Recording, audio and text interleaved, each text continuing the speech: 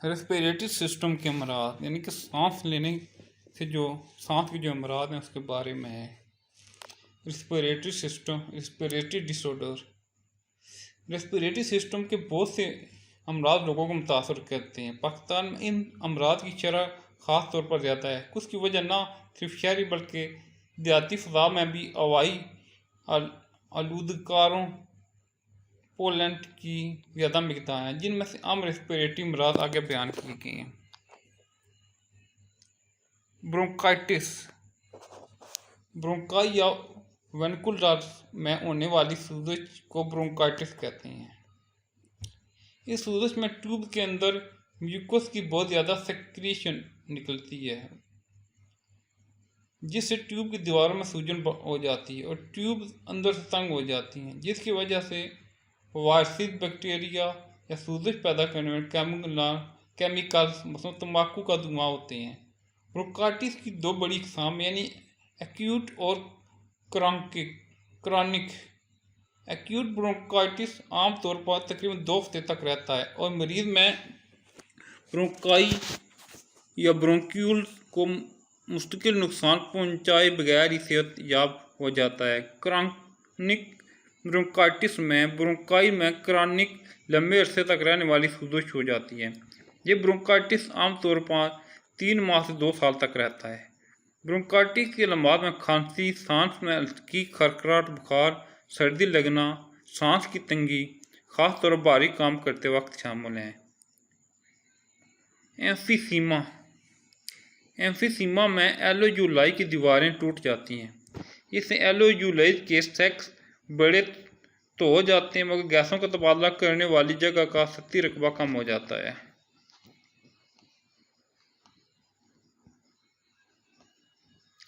जब फेफड़ों का टिश्यू टूटता है तो एक्सपायरेशन के बाद फेफड़े अपने पहली वाली शक्ल में वापस नहीं होते। इस तरह हवा बाहर नींद गली जा सकती है और फिर वो फेफड़ों के अंदर फंस जाती है।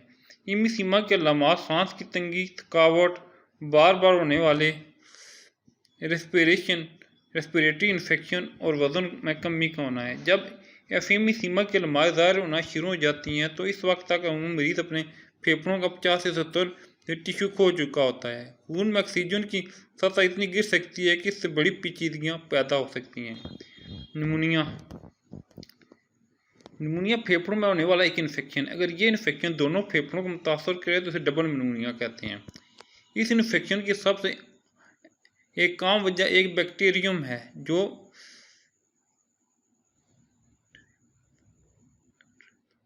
स्ट्रेप्टोकोकस न्यूमोनाई कहलाता है।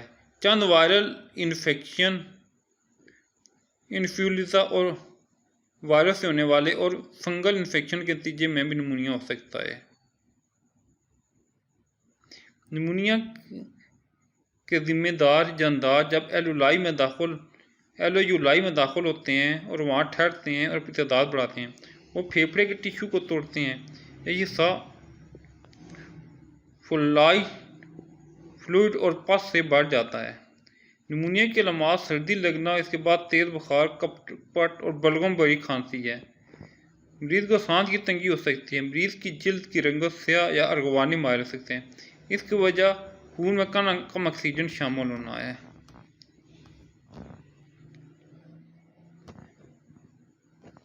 स्ट्रेप्टोकोकस न्यूमोनाई से होने वाले निमोनिया से बचाव की वैक्सीन दस्तयाब हैं। इस तरह के निमोनिया के इलाज में एंटीबायोटिक इस्तेमाल की जाती हैं। अस्थमा, दमा एक तरह की एलर्जी है जिसमें ब्रोंकाई में सोजश हो जाती है, ज़्यादा म्यूकस बनता है और हवा की नालियों में सकड़ाव आ जाता है। दमा के मरीजों में ब्रोंकाई और ब्रोंक्यूलिस एलर्जी पैदा करने मुख्तलिफ अवामिल एलर्जेंस मसलन गर्द, धुआं, खुशबू, पोलन वगैरह के लिए एहसास हो जाते हैं। जब किसी एलर्जन से सामना होता है तो एहसास हवा की नालियाँ फौरी और गैर मामूली रद्दमल दिखाती हैं और सिकुड़ जाती हैं। इस हालत में मरीज को सांस लेने में मुश्किल पेश आती है। दमा की अलामात मुख्तलिफ लोगों में मुख्तलिफ होती हैं। अहम अलामात सांस रुकना, ख़ास और मशक्क़त के वक्त और रात के वक्त, खरखराहट, सांस बाहर निकालने वाले वक्सीटी की आवाज़, खांसी और सीने में तंगी का एहसास है। दमा के इलाज में ऐसे केमिकल दिए जाते हैं जिनमें ब्रोंकाई और ब्रोंक्यूलिस को खोलने की सलीयत होती है। ऐसी दवा इनहेलर की शक्ल में दी जाती हैं। फेफड़ों का कैंसर।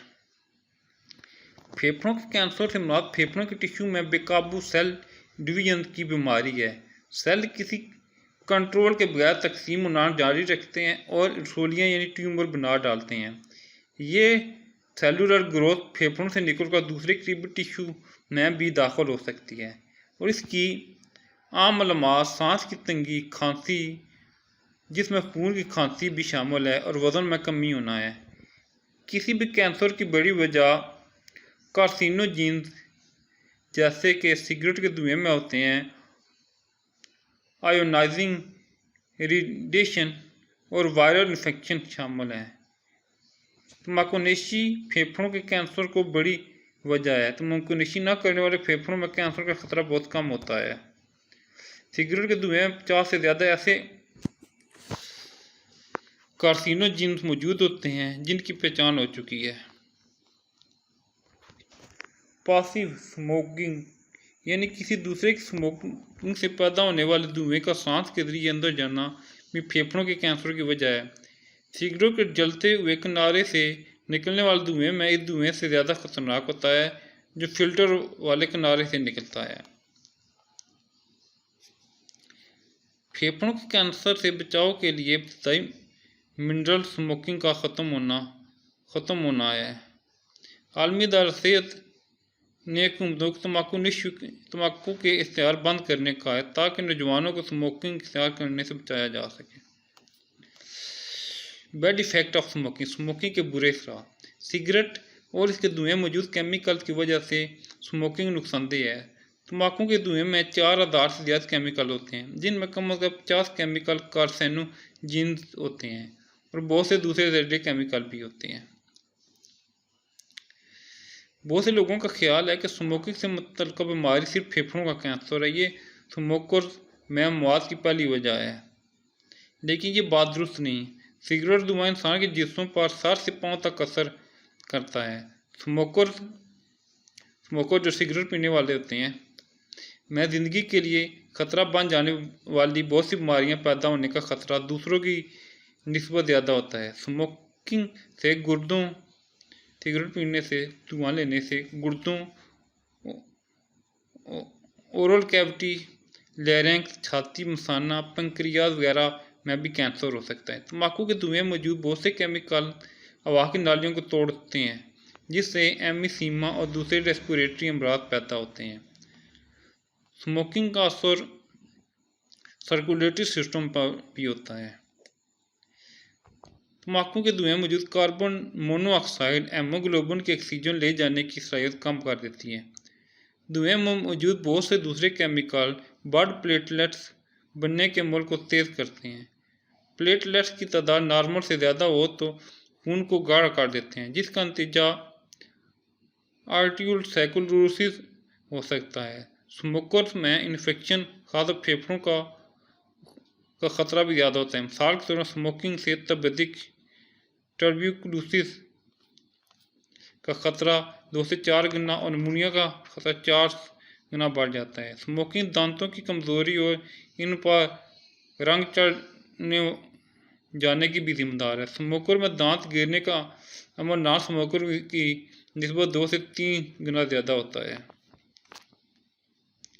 निकोटीन एक ताकतवर जहरी समाधि में अशरात कुछ के तौर पर इस्तेमाल किया गया है। स्मोकिंग के दौरान जब ये सांस के अंदर जाता है तो सर्कुलेटरी सिस्टम तक पहुंच जाता है और न सिर्फ आर्टरी की दीवारों को सख्त कर देता है बल्कि दिमाग के टिश्यू को भी नुकसान पहुंचाता है। वर्ल्ड हेल्थ ऑर्गेनाइजेशन के मुताबिक तरक्की याफ्ता ममालिक में स्मोकिंग शरह कम हुई है। तब तरक्की पजीर दुनिया में 2022 तक ये शरह 3 से 4% की रफ्तार से बढ़ रही है।